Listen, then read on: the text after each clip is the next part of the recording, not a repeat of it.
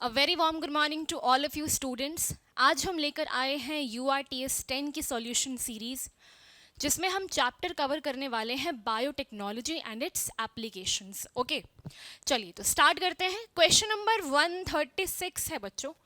Question number 136 में question है कि विच of the following is a permanent cure for ADA deficiency, यानी कि एडिनोसिन डीएमिनेज एंजाइम तुम्हें याद आ रही होगी। उस एंजाइम की डेफिशिएंसी के लिए which of the following is permanent cure. आओ ऑप्शंस देखते हैं। पहला है bone marrow transplantation, no this was temporary cure बच्चों। दूसरा, injecting functional ADA into patients, ठीक है, इलाज तो ये भी कर रही थी but this was not permanent solution. तीसरा, introducing ADA gene isolated from bone marrow cell into the stem cells. हाँ, ये सही लग रहा है बच्चों। अगर हम इनिशियल लेवल पे ही स्टेम सेल्स में इंसर्शन करा दे अपने जीन की, तो फिर इसको आगे डेवलप कराना बड़ा आसान हो जाएगा और ये एक परमानेंट क्योर बन जाएगा हमारे इस ADA डेफिशिएंसी के लिए at the early embryonic stages. Okay, तो third option is absolutely correct. तो 136 ऑप्शन नंबर थर्ड। चलिए बढ़ते हैं अगले क्वेश्चन की तरफ बच्चों। 137 मैच करना, आ जाओ मैच करते हैं। Conventional method of diagnosis, column 1 में सबसे पहले आ जाओ हम देखें बच्चों कन्वेंशनल मेथड्स ऑफ डायग्नोसिस। तो कन्वेंशनल यानी पुराने तरीके क्या क्या थे? तो पुराने तरीकों में serum analysis and urine analysis कर रहे थे हम। Okay, next PCR। चलिए PCR में क्या हो रहा था बच्चों? PCR में एम्प्लीफिकेशन हो रही थी हमारे जेनेटिक मटेरियल की। Next ELISA was based on antigen antibody interaction. Then probe is a single stranded DNA और RNA tagged with a radioactive molecule। Match कर लिया हमने, आ जाओ देखते हैं। तो A का 4 दिख रहा है किसी ऑप्शन में, सॉरी A का 3 दिख रहा है, यस A का 3, देन B का 4, देन C का 1, D का 2। फर्स्ट ऑप्शन ही दिख रहा है बच्चों हमें सही। तो 137 option number first will be correct. Next चलते हैं 138 की तरफ चलते हैं बच्चों। पॉलीमरेज चेन रिएक्शन यानी कि PCR is not used in. Okay, पहला है confirming the presence of a pathogen during early infection. ये तो सही है बच्चों। पॉलीमरेज चेन रिएक्शन तो हम इसके लिए यूज कर सकते हैं ना, पैथोजन की प्रेजेंस की confirmatory test can be PCR। तुमसे पूछ रहा है कौन सी नहीं है। ओके, सेकेंड है identifying the mutated gene, yes mutated genes को भी हम इजिली आइडेंटिफाई कर सकते हैं PCR के थ्रू। तीसरी, isolating the gene of interest from host DNA to be cloned by recombinant procedure. अच्छा, यहां कहा जा रहा है PCR के थ्रू तुम आइसोलेट कर लोगे क्या जीन? नहीं, PCR के थ्रू हम चेक करते हैं बच्चों, we do not isolate that particular gene. उसके लिए हमें रिकॉम्बिनेंट DNA टेक्नोलॉजी की यूज करनी पड़ेगी। तो तुमसे क्वेश्चन में पूछा जा रहा है कौन सी यूज नहीं है। तो तीसरी तो हमें दिख रही है साफ साफ कि it is not the use of PCR। Fourth है detection of presence of HIV suspected AIDS patient, ये भी सही है बच्चों, ये भी हम डिटेक्ट इजीली कर सकते हैं। तो 138 के केस में आंसर विल बी थर्ड। चलिए 139 की तरफ बढ़ते हैं। 139 है the organisation setup by Indian government to make decisions regarding the validity of genetically modified research is. Exact NCERT की लाइन से क्वेश्चन आया है, जेनेटिकली इंजीनियर्ड अप्रूवल कमिटी इसके लिए बनाई गई है बच्चों। ओके, तो second option will be correct here. इससे आसान भी कोई सवाल हो सकता है क्या बच्चों? नहीं ना। चलो आगे बढ़ते हैं। 140 एंटीसेंस टेक्नोलॉजी, यस ये एंटीसेंस RNA टेक्नोलॉजी की बात हो रही है बच्चों। It refers to the process of, देखो तुमसे डेफिनेशन पूछ लिया गया, सिंपल सी बात है, तुमसे एंटीसेंस टेक्नोलॉजी की डेफिनेशन पूछी है। पहला है RNA polymerase producing DNA, no ये तो मेथड नहीं थी बच्चों। दूसरा है production of some clonal variant in the tissue culture, ये तो पूरा का पूरा टिश्यू कल्चर का पोर्शन हो जाएगा। तीसरा है pairing of RNA with another strand that is complementary in sequence, ये सही लग रहा है बच्चों। RNA की पेयरिंग करा रहे थे ना हम किसी दूसरे स्ट्रैंड के साथ, ओके, कॉम्प्लीमेंट्री सीक्वेंस देखकर, so as to inhibit the expression of a specific particular gene. और इसी मेथड को तो हमने क्या कहा था? एंटीसेंस RNA टेक्नोलॉजी कहा था बच्चों। तो third option will be correct here. चलिए 141 की तरफ बढ़ते हैं। Select the correctly matched pair. Okay sir, correctly match pair को सेलेक्ट करना है बच्चों, आ जाओ देखते हैं।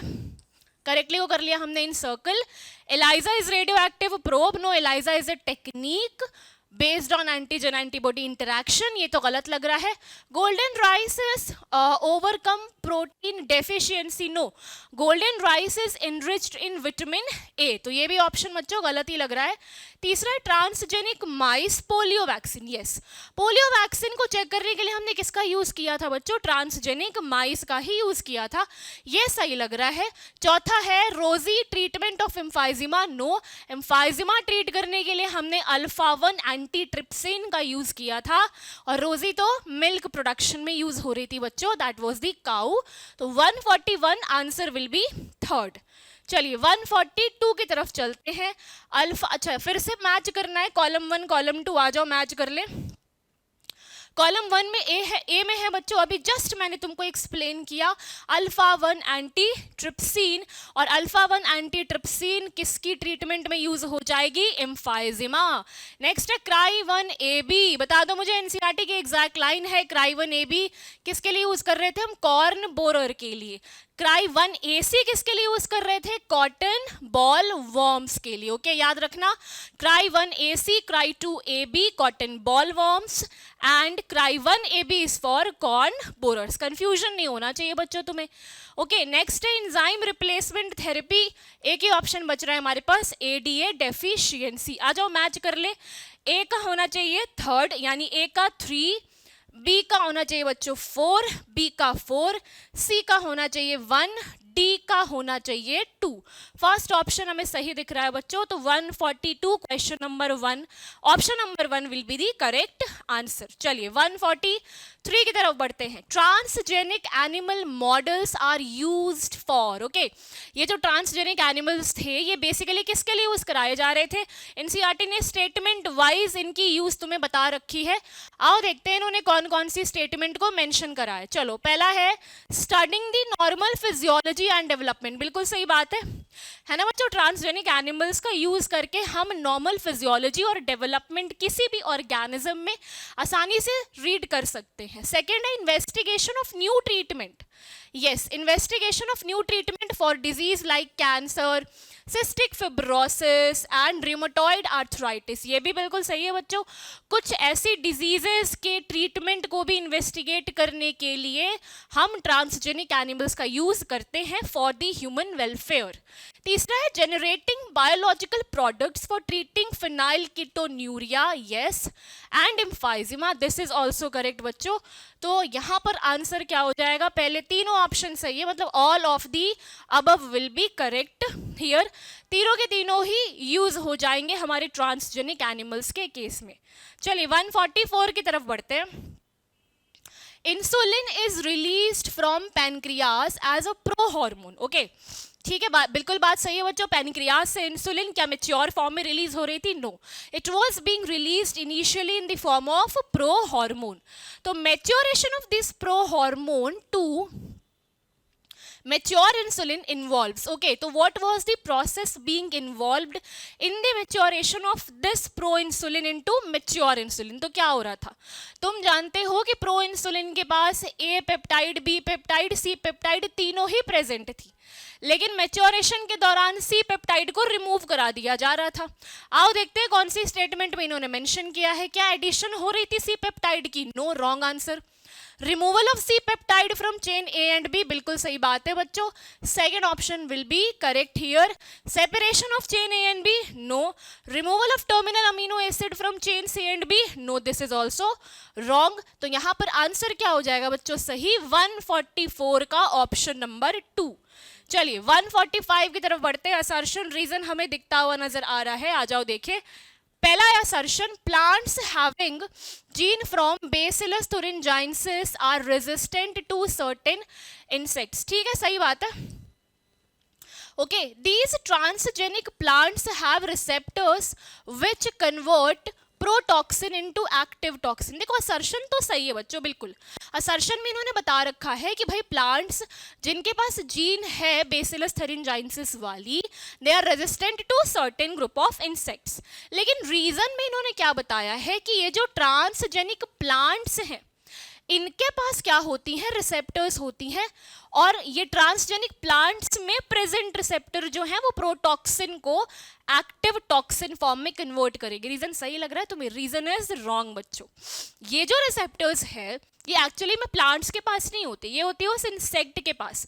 उस इंसेक्ट की जो गट होती है वहां पे जो अल्कलाइन मीडियम प्रेजेंट होती है ना, that is responsible for the conversion of inactive protoxin into the active form. तो असर्शन सही है, रीजन रॉन्ग है बच्चों।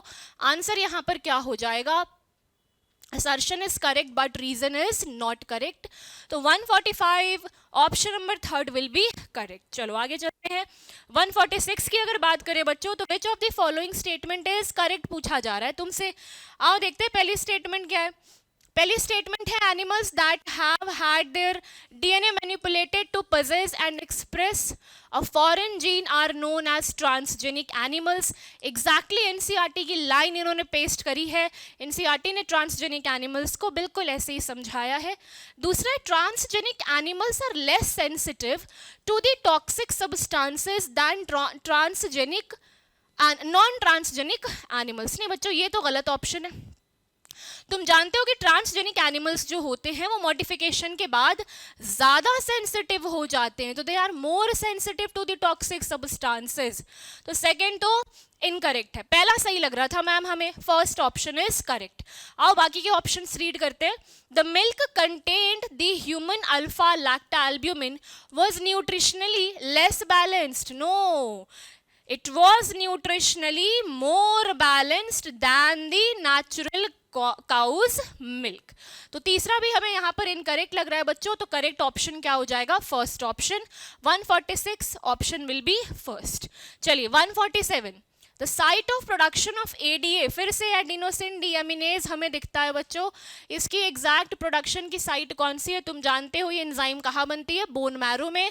147 ऑप्शन विल बी सेकंड। देखो कितना आसान सवाल, कितना बेसिक सा सवाल तुमसे पूछा गया है बच्चों, और ये हम हमेशा बच्चों को पढ़ाते हैं कि what is the source of this enzyme production in your body. चलिए 148 की तरफ चलते हैं। Cry 2AB and cry 1AB produce toxins that control. अभी जस्ट मैंने बताया बच्चों, क्राई 2AB किसके लिए थी? कॉटन बॉलवर्म के लिए। क्राई 1AB किसके लिए थी? कॉर्न बोरर के लिए। पहला ही ऑप्शन हमें सही दिखता हुआ नजर आ रहा है, तो 148 option will be first. So cry 2AB will be for cotton bollworms and cry 1AB will be for corn borers. चलिए आगे चलते हैं।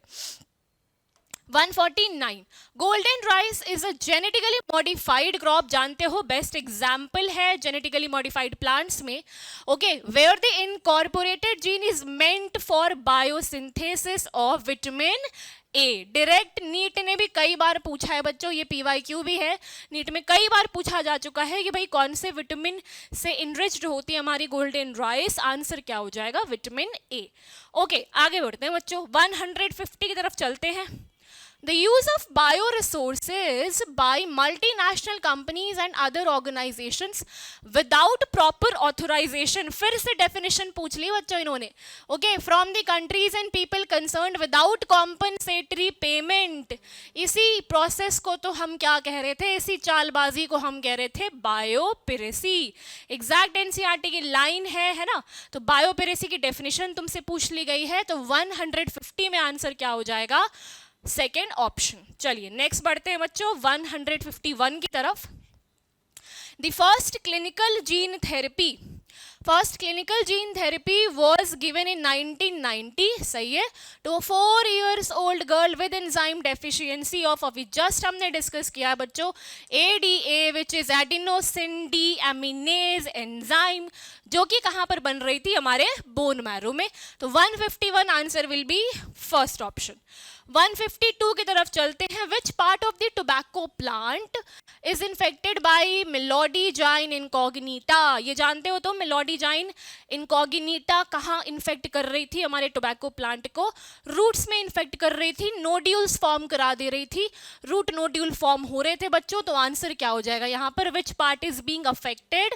सो roots will be affected. 152 option number 4th will be correct. Okay, 153 की तरफ बढ़ते हैं बच्चों. 153 में आ जाओ. Which statement is incorrect about genetically engineered insulin? Okay, आइए देखते हैं. जेनेटिकली इंजीनियर्ड इंसुलिन में सबसे पहले pro hormone insulin contain extra stretch of C peptide. हाँ, ये तो बिल्कुल सही लग रहा है बच्चों. पूछा क्या है तुमसे? पूछा है इनकरेक्ट स्टेटमेंट कौन सी है. ये वाली तो करेक्ट है. ओके, नेक्स्ट देखते हैं. A, B and C peptide chain of insulin were produced separately in E. coli, extracted and combined by creating disulfide bond between them. No, this statement is incorrect बच्चों. ए और B peptide जो है वो साथ में बनती है. ऐसा नहीं है कि ए अलग बन रही है, बी अलग बन रही है, सी अलग बन रही है. ए और बी वाली साथ में बनती है, तो ये वाली स्टेटमेंट क्या हो जाएगी? रॉन्ग हो जाएगी. तुमसे यही पूछा है ना. तुमसे क्या पूछा इन्होंने? इनकरेक्ट पूछा. तो स्टेटमेंट 2 हमें इनकरेक्ट दिख रहा है. आओ बाकी स्टेटमेंट हम रीड कर ले. तीसरी स्टेटमेंट है कि pro hormone insulin needs to be processed for converting into a mature and functional hormone. बिल्कुल सही बात है. पहले हम प्रो हार्मोन को मैच्योर फॉर्म में कन्वर्ट करते हैं, तब जाकर वो फंक्शनली एक्टिवेटेड हो पाती है. और इसी कन्वर्जन के दौरान हम क्या करते हैं? सी पेप्टाइड को रिमूव करा देते हैं. ओके, तो तीसरी स्टेटमेंट भी करेक्ट है. चौथा है genetically engineered insulin do not produce unwanted immunological responses. ये भी सही है बच्चों, है ना. अब अगर जेनेटिकली इंजीनियर्ड हमने कर दिया इंसुलिन को, तो वो हमारे इम्यूनोलॉजिकल रिस्पॉन्सेज को क्यों ट्रिगर कराएगी? यही तो खास बात थी हमारे जेनेटिकली इंजीनियर्ड इंसुलिन की. इसीलिए तो हमने जेनेटिक इंजीनियरिंग के थ्रू इंसुलिन को लार्ज स्केल पे प्रोड्यूस कराया था बच्चों. ओके, तो चौथा ऑप्शन भी करेक्ट है. तुमसे इनकरेक्ट पूछ रहा था, तो इनकरेक्ट स्टेटमेंट यहां पर सेकंड है. क्वेश्चन के हिसाब से 153 आंसर विल बी सेकंड. चलिए 154 की तरफ बढ़ते हैं. In gene therapy of adenosine deaminase deficiency. फिर से जीन थेरेपी से सवाल बनाया इन्होंने बच्चों. देखो, एप्लीकेशंस वाले चैप्टर में ना gene therapy is one of the most important topic. Okay, यहाँ से क्वेश्चंस आने ही आने हैं. यहाँ से क्वेश्चंस कई बार बनते हैं बच्चों. तो this is very important topic. तुम्हें शॉर्ट करना होगा कि इस टॉपिक को तुम्हें स्किप नहीं करना है. You have to be again conceptual clarity in this particular topic. चलिए आगे चलते हैं बच्चों. The patient requires periodic infusion of genetically engineered lymphocytes because. क्यों हम बार बार लिम्फोसाइट्स को इन्फ्यूज करा रहे थे बच्चों? याद करो, याद करो. क्या लिम्फोसाइट्स जो थे वो इमॉर्टल सेल्स थे? नहीं, लिम्फोसाइट्स इमॉर्टल सेल्स नहीं थे बच्चों. वो अमर नहीं थे, है ना. दे कैन बी डेड. ओके, तो हमने क्या कराया था? उसको बार बार इन्फ्यूज कराना था पीरियोडिकली, ताकि एक सर्टेन टाइम पीरियड के बाद हम नए दोबारा से लिम्फोसाइट्स इन्फ्यूज करा पाए. क्योंकि वो जो पुराने हमने लिम्फोसाइट्स इन्फ्यूज कराए थे वो वैसे के वैसे ही प्रेजेंट नहीं रहेंगे अपने ओरिजिनल फॉर्म में. तो आपको ये ऑप्शन समझना होगा कि these genetically engineered lymphocytes were not immortal. चलो देखते हैं अब स्टेटमेंट क्या दे रखा है इन्होंने. आंसर आ जाओ देखते हैं. पहला है gene isolated from bone marrow cell producing ADA is introduced into cells at embryonic stages. No, this was not the reason. अगर embryonic stage पे हमने इंट्रोड्यूस करा दिया तो फिर तो पीरियोडिक इन्फ्यूजन की रिक्वायरमेंट ही नहीं है ना. फिर तो वो परमानेंट क्योर बन जाएगी. तो पहला ऑप्शन तो क्वेश्चन को जस्टिफाई नहीं कर रही है. सेकेंड है lymphocytes from patient's blood are grown in culture outside the body. ठीक है, ये बात तो सही है, लेकिन क्वेश्चन में पूछा क्या जा रहा है, आप बता क्या रहे हैं. ओके, तीसरा genetically engineered lymphocytes are not immortal. Just मैंने तुमको अभी ये समझाया और यही आंसर जाएगा बच्चों. यही तुमसे पूछा जा रहा है कि बार बार पीरियोडिक इन्फ्यूजन कराने की रिक्वायरमेंट क्यों पड़ रही थी. तो रिक्वायरमेंट इसीलिए थी क्योंकि ये जो जेनेटिकली इंजीनियर्ड लिम्फोसाइट हैं they are not immortal, they can be dead. तो third option is most appropriate here. आ जाओ फोर्थ देख ले एक बारी. Retroviral vector is introduced into these lymphocytes. इसका तो कोई लेना देना ही नहीं है क्वेश्चन से. क्वेश्चन में आपसे पूछा जा रहा है पीरियोडिक इन्फ्यूजन के बारे में. ऑप्शन 4 तो कुछ और ही बता रहा है. तो आंसर क्या होना चाहिए बच्चों? 154 में option will be third option. चलिए 155 की तरफ बढ़ते हैं. Plants, bacteria, fungi and animals whose genes have been altered by manipulation are called genetically modified organisms. बिल्कुल सही बात है बच्चों. Which of the following statement is not applicable to genetically modified plants? ठीक है, आ जाओ देखते हैं. जेनेटिकली मॉडिफाइड प्लांट्स के लिए कौन सी स्टेटमेंट एप्लीकेबल नहीं है? पहला है reduced dependency on chemical pesticide. ये तो सही बात है, तो एप्लीकेबल होगी. आपसे पूछा नॉट एप्लीकेबल, तो दिस इज एप्लीकेबल. हमें कुछ बेनिफिट्स देखने को मिल रहे थे. ओके. सेकेंड है prevent early exhaustion of fertility of soil. ये भी बिल्कुल सही बात है. सॉइल की फर्टिलिटी को तुरंत ही एग्जॉस्ट नहीं कराया जा रहा था, थोड़े समय के बाद, क्योंकि हमने स्मार्टली यूज करा था साइक्लिक मैनर में, तो थोड़े समय के बाद जो हमारी सॉइल थी वो रिगेन कर ले रही थी अपनी फर्टिलिटी. उसके बाद आ जाओ crops are less tolerant to abiotic stress. No, this is wrong बच्चों. जेनेटिक, यही तो फायदा था ना हमारे जेनेटिकली मॉडिफाइड प्लांट्स का, कि वो बाकी अनमॉडिफाइड प्लांट्स से कैसे बेहतर थे, because they were more tolerant to abiotic stresses like cold, drought, salt, heat. Okay, तो ये हमारा एप्लीकेबल नहीं होगा पॉइंट. बाकी सारे पॉइंट्स हमें एप्लीकेबल नजर आ रहे हैं. तो third option will not be applicable in case of genetically modified plants. Okay. Fourth है enhanced the nutritional value of food. बिल्कुल, न्यूट्रिशनल इनरिचमेंट भी प्रोवाइड की गई थी बच्चों कुछ प्लांट्स के केस में. जैसे अभी हमने गोल्डन राइस देखा. Golden rice was enriched with vitamin A, जो कि एक जेनेटिकली मॉडिफाइड प्लांट का एग्जाम्पल है. तो 155 answer will be third option. चलिए 156 की तरफ चलते हैं बच्चों. स्टेटमेंट वाला सवाल है, तुमसे पूछा जा रहा है. स्टेटमेंट 1 में तुमसे कहा जा रहा है, in 1983 Eli Lilly an American company prepare 2 DNA sequence corresponding to A and B chains of human insulin and introduce them in plasmids of E. coli. बिल्कुल सही बात है. स्टेटमेंट 2 है genetically modified E. coli produced human insulin, जिसको इन्होंने हिम्यूलिन नाम दिया था बच्चों. तो स्टेटमेंट 1 भी सही है, स्टेटमेंट 2 भी बिल्कुल सही है. तो पहला यहाँ पर स्टेटमेंट हमें सही लग रहा है. Both statement 1 and 2 are true. तो 156 answer will be first option. चलिए नेक्स्ट, फिर से हमें मैच करना है बच्चों, मैच दी कॉलम. तो कॉलम ए में इन्होंने दे रखा है, पहले तो आ जाओ BT cotton. Okay, BT cotton. तो बीटी कॉटन किससे ऑब्टेन हो रही थी हमें? बेसिलस तुरिंजाइनसिस. एडीए डेफिशिएंसी किसके लिए करा रहे थे हम? तो एडीए डेफिशिएंसी हम करा रहे थे स्किड के लिए. आरएनए इंटरफेरेंस प्रेजेंट थी in the form of cellular defence in eukaryotic cell. PCR किसके लिए हो रहा था बच्चों? Detection of HIV infection. Okay, तो मैच करना था ना हमें. अच्छा, इन्होंने ऑप्शन ही नहीं दे रखा मैच करने के लिए. चलो कोई नहीं, ऑप्शन दे नहीं रखा है, कोई बात नहीं बच्चों, हम लिख लेते हैं यहाँ पर. तो सही क्या हो जाएगा? We will write here. Okay, तो हमें ए का कौन सा ऑप्शन सही लग रहा है? आंसर क्या होना चाहिए? ए का हमें सही लग रहा है फोर्थ, बी का हमें सही लग रहा है फर्स्ट, सी का हमें सही लग रहा है सेकंड, और डी का हमें सही लग रहा है थर्ड. तो this will be the correct arrangement for this question. आपके सामने आंसर, आप इसको मैच कर लेना बच्चों. 158 आ जाते हैं बच्चों. क्वेश्चन नंबर 158 आ जाओ. विच of the following is not a feature of BT toxin? BT toxin की कौन सी फीचर नहीं है? आ जाओ ऑप्शंस पढ़ ले. It is produced by a bacteria. ठीक है, ये बात तो बिल्कुल सही है. It can be used as effective biopesticide. ये भी बिल्कुल सही है.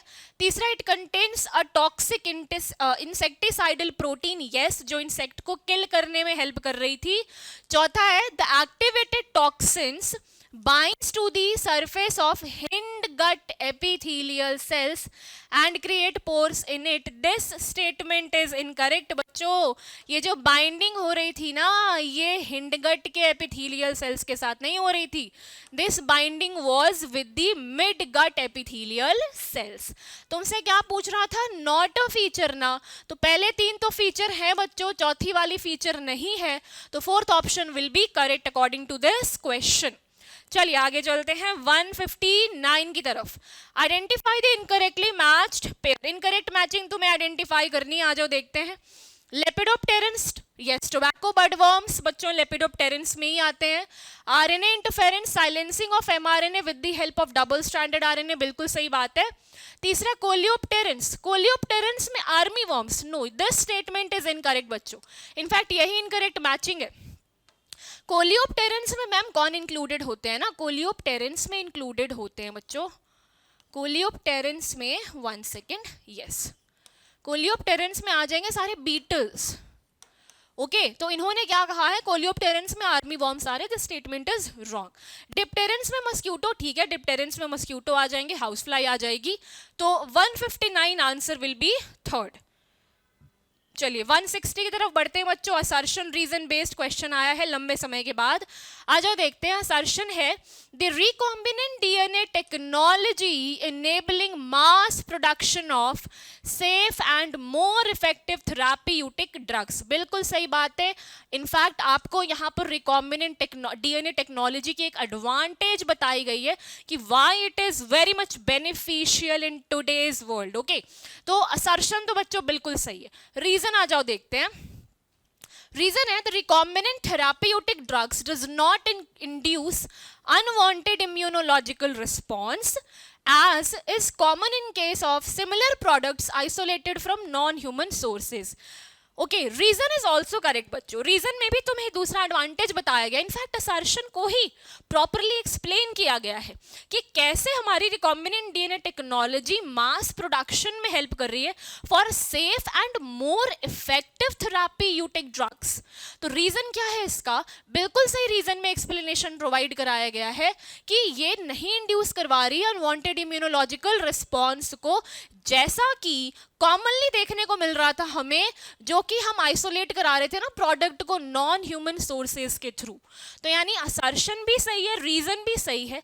इनफैक्ट रीजन ने असर्शन को एक्सप्लेन भी किया है कि how recombinant DNA technology is very much beneficial these days, और उसके एडवांटेज को एक्सप्लेन भी किया है बच्चों प्रॉपरली कि भाई नॉन ह्यूमन सोर्सेज से अगर हम इंसर्शन करा रहे थे तो इम्यूनोलॉजिकल रिस्पॉन्स ट्रिगर हो रही थी which was not good for health. चलिए तो assertion and reason is true and reason is the correct explanation of assertion also. तो यहाँ पर 160 option number 1 will be correct answer बच्चों। चलो आगे चलते हैं, 161 की तरफ बढ़े। Transgenic tobacco which is developed through RNA interference prevents the infection of, देखो इतना आसान सवाल पूछ लिया गया बच्चों, निमेटोड थी ना कौन सी, Meloidogyne incognita will be correct option. ये तो मैं एक्सप्लेन भी नहीं कर रही, ये डायरेक्ट एनसीईआरटी का सवाल है बच्चों। 162 आ जाओ बढ़ते। DNA probe is used for, DNA probe is used for detection of pathogenic bacteria, ठीक है, medical genetics to find particular gene, ये भी सही है। ओके डीएनए फिंगरप्रिंटिंग भी सही है। ऑल ऑफ द अबव जाएगा बच्चों इसका आंसर। डीएनए प्रोब हम इनमें से किसी के लिए भी यूज कर सकते हैं।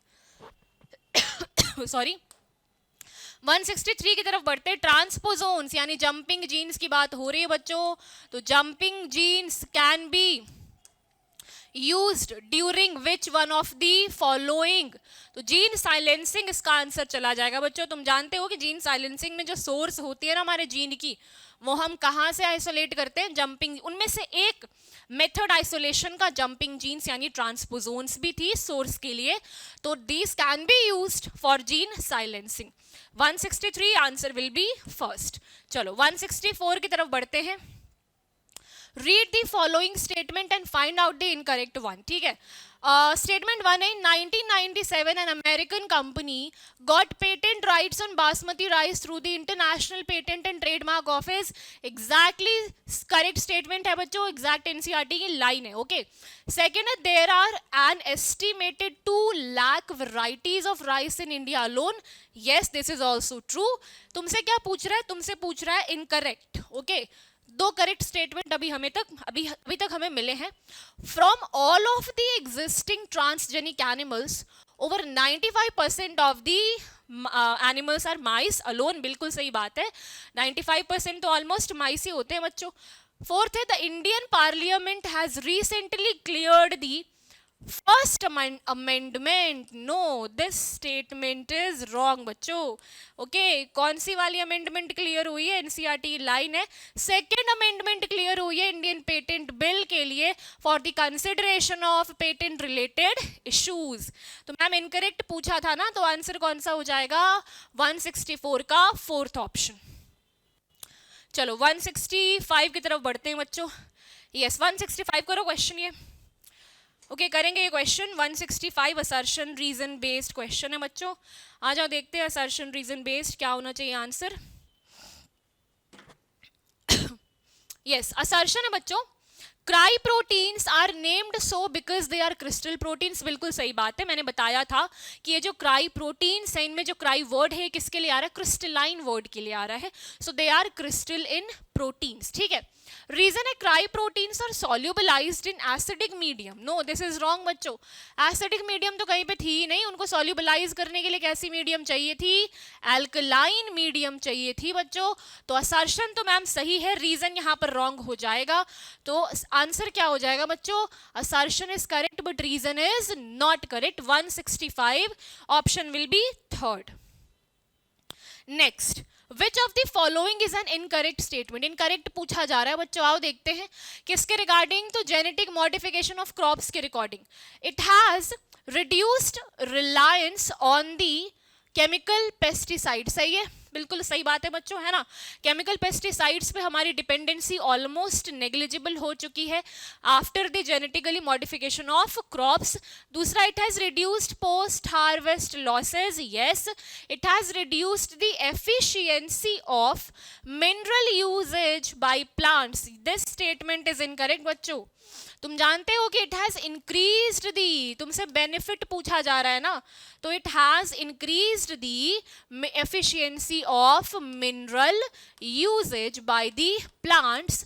तो ये वाली स्टेटमेंट हो जाएगी इनकरेक्ट। तो क्वेश्चन के हिसाब से मैम यही हो जाएगा answer. So 166 option number third will be correct. चलो फोर्थ पढ़ लेते हैं एक बारी। It has enhance the nutritional value of food. बिल्कुल सही बात है बच्चों, न्यूट्रिशनल इनहांसमेंट तो हुई है, हमने अभी जस्ट मैंने तुमको एग्जांपल दिया गोल्डन राइस का। चलिए 167 की तरफ बढ़ते हैं, आ जाओ बच्चों। In RNA interference genes are silenced using. Okay, genes को साइलेंस करने के लिए क्या यूज हो रहा था बच्चों? याद करो। तो जीन को साइलेंस करने के लिए आरएनए इंटरफेरेंस में कौन सी वाली डबल स्ट्रैंडेड, कौन सी वाली आरएनए हम यूज कर रहे थे आरएनए इंटरफेरेंस में?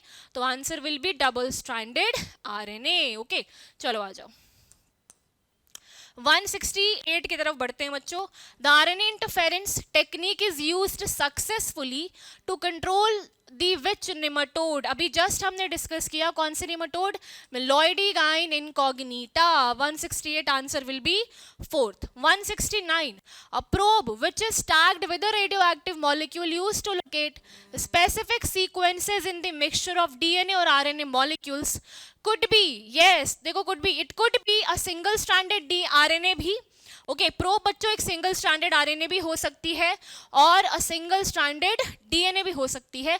तो 169 option will be third, both 1 and 2 will be correct.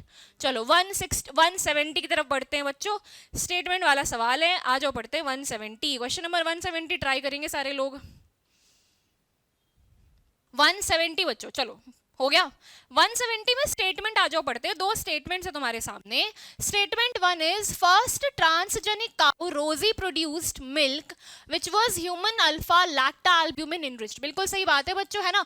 जो फर्स्ट ट्रांसजेनिक काउ थी हमारी दैट वाज रोजी, इसने जो मिल्क प्रोड्यूस कराया था उसमें ह्यूमन अल्फा लैक्टा एल्ब्यूमिन प्रेजेंट थी which was enhancing it's nutritional value.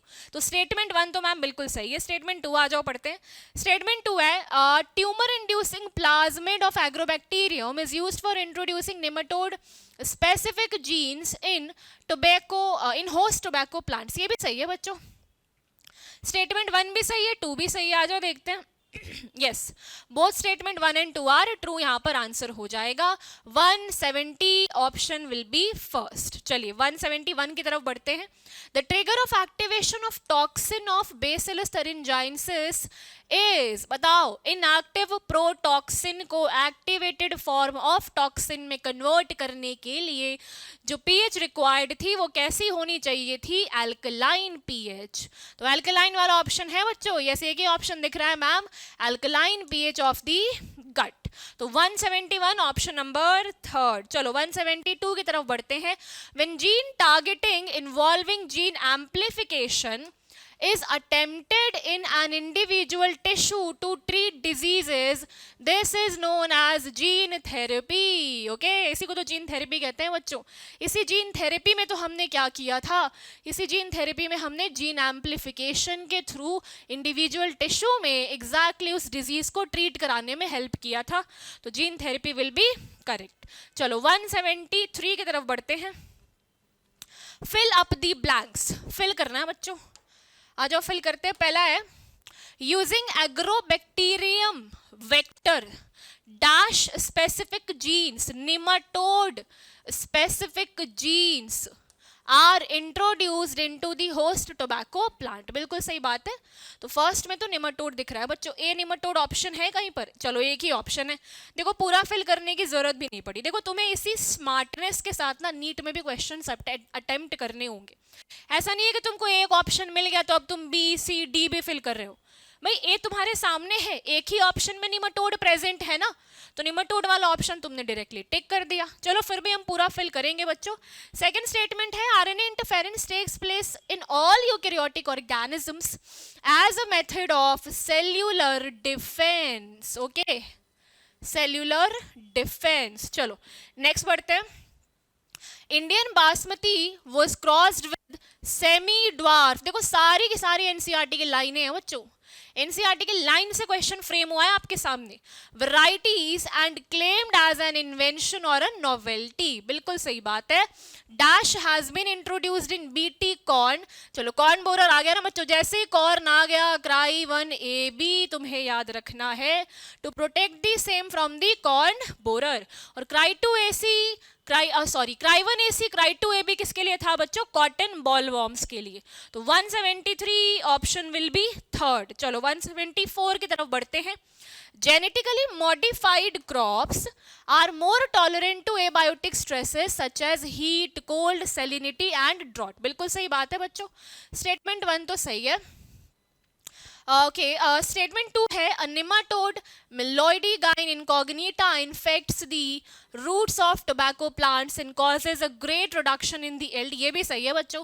Statement 1 भी सही है बच्चों, स्टेटमेंट 2 भी सही है। तो both statement 1 and 2 are true. 174 option number first. 175 की तरफ बढ़ते हैं। फिर से हमें मैच करना है, आ जाओ मैच करें। सबसे पहले तो गोल्डन राइस, देखो गोल्डन राइस कहीं पे भी दिख जाए सबसे पहले तुमको याद रखना है न्यूट्रिएंट इनरिच्ड क्रॉप है, उसमें भी कौन से विटामिन प्रेजेंट होगी ma'am? Vitamin A. BT corn में अगर हम बात करें तो it is having natural insecticide. Lepidopterans में क्या आ जाएंगे बच्चों? लेपिडोप्टेरेंस में आ जाएंगे टोबैको बड वॉर्म्स। कोलियोप्टेरेंस में आ जाएंगे बीटल्स। डिप्टेरेंस में आ जाएगा हमारा मस्क्यूटो। तो ए का 1, बी का 2, सी का 5, डी का 4 और ई का 3। यस, थर्ड ऑप्शन दिख रहा है हमें ऐसा। तो 175 आंसर विल बी थर्ड। चलो 176 की तरफ बढ़ते हैं। RNA interference is used for which of the following purposes in the field of biotechnology. RNA interference की यूज पूछी है तुमसे। पहला है to develop a plant tolerant to abiotic stresses, ठीक है। दूसरा है the to develop a pest resistant plant against infestation by nematode. Yes, this statement is absolutely correct बच्चों। मैम पहला सही क्यों नहीं हुआ? देखो पहला है to develop a plant tolerant to abiotic stress, ये तो हम जेनेटिक मॉडिफिकेशन के थ्रू भी कर सकते हैं ना। तुमसे ऑप्शन में जेनेटिक मॉडिफिकेशन का सिग्निफिकेंस नहीं पूछा, तुमसे क्वेश्चन में उन्होंने आरएनए इंटरफेरेंस का सिग्निफिकेंस पूछा है। तो उसके हिसाब से अप्रोप्रिएट आंसर कौन सी होगी? ऑप्शन कौन सा होगा? सेकंड वाला ना, because it is developing, it is helping to develop the pest resistant plant against the infestation by nematode. Second option will be correct here बच्चों। 177 की तरफ आते हैं। Which of the following techniques does not serve the purpose? Does not serve the purpose for the early diagnosis of a disease for its early treatment. चलो बता दो अब तुम जानते हो कन्वेंशनल मेथड्स जो थी बच्चों that were not serving the purpose of early diagnosis for early treatment. इनमें से कौन सी है कन्वेंशनल मेथड्स? पहला यहाँ पे दिख रहा है बच्चों serum and urine analysis will be correct here. बाकी सारे जो है ना वो मॉडर्न मेथड्स है, मॉडर्न अप्रोचेस है। तो 171 177 आंसर विल बी फर्स्ट। चलो 178 की तरफ बढ़ते हैं। The critical research areas of biotechnology is are. चलिए क्रिटिकल रिसर्च एरियाज फिर से एनसीईआरटी की लाइन से सवाल बनता हुआ दिख रहा है हमें। पहला है कि it is providing the best catalyst in the form of improved organism usually a microbe और प्योर एंजाइम। बिल्कुल सही बात है बच्चों, पहला स्टेटमेंट तो बिल्कुल सही है। दूसरा है it is creating optimal conditions through engineering for a catalyst to act. Yes ये भी सही है बच्चों, है ना। It was one of the critical research areas in case of biotechnology. Second भी सही है। तीसरा है downstream processing technologies to purify the protein या ऑर्गेनिक कंपाउंड। ये भी सही है बच्चों। डाउनस्ट्रीम प्रोसेसिंग भी एक रिसर्च एरिया में इंक्लूडेड थी जिसके थ्रू हम बहुत सारी टेक्निक्स या प्रोटीन्स या ऑर्गेनिक कंपाउंड्स को आइसोलेट या डिस्कवर करने में हेल्पफुल थे। चलिए तो तीनों ही सही लग रहे हैं बच्चों। तो तुमसे यहाँ पर आंसर क्या पूछा जाएगा? Fourth will be correct, all of the above will be correct here. 178 option number fourth. चलिए okay, one second, 179, yes, 179 statement 1 is, statement 1 है बच्चों, gene therapy is insertion of genes into an individual cell and tissues to treat disease specially hereditary disease. बिल्कुल सही बात है बच्चों, yes hereditary disease के case में हम जीन थेरेपी को यूज कर रहे थे, इन कुछ जीन्स को इंसर्ट करा के ट्रीटमेंट कराया जा रहा था। स्टेटमेंट 2 है कि human insulin is made in bacteria yet its structure is absolutely identical to that of the natural molecule. Yes ये भी सही है बच्चों, जेनेटिकली इंजीनियर्ड इंसुलिन की जो स्ट्रक्चर थी वो बिल्कुल नेचुरल इंसुलिन की तरह ही थी, सारी चीजें ऑलमोस्ट सेम थी, yet it was effective also। तो both statement 1 and 2 is true। चलो लास्ट है ना, अब लास्ट क्वेश्चन की तरफ हम पहुंच चुके हैं बच्चों। हमारी आज की सॉल्यूशन सीरीज का आखिरी सवाल है। बहुत बेहतरीन क्वेश्चंस हमने किए हैं। चैप्टर हमारा एप्लीकेशंस वाला था, ओके, एंड इनफैक्ट एनसीईआरटी की लाइन से इन्होंने क्वेश्चंस फ्रेम करे हुए हैं which is very much fruitful for your need preparation. तो आ जाओ आखिरी सवाल करते हैं बच्चों। विच of the following is an incorrect statement? Okay, incorrect तुमसे पूछा जा रहा है, आ जाओ। इनकरेक्ट में पहली स्टेटमेंट क्या दे रखी है? Transgenic pigs are being developed for testing the safety of polio vaccine. ये देखो पहला ही स्टेटमेंट हमें इनकरेक्ट दिख गया बच्चों, पहला ही स्टेटमेंट हमें इनकरेक्ट दिख गया। भाई पोलियो वैक्सीन के लिए हमने ट्रांसजेनिक पिग का यूज नहीं किया था, हमने किसका यूज किया था? ट्रांसजेनिक माइस का। तो first option will be incorrect here. Question के हिसाब से आंसर क्या हो जाएगा बच्चों? First option. चलिए आज के लिए इतना ही, थैंक यू वेरी मच। मिलते हैं हम अगली यूआरटीएस सीरीज के कुछ क्वेश्चंस के साथ। तब तक के लिए all the very best and ऐसे ही मेहनत करते रहो बच्चों, ओके।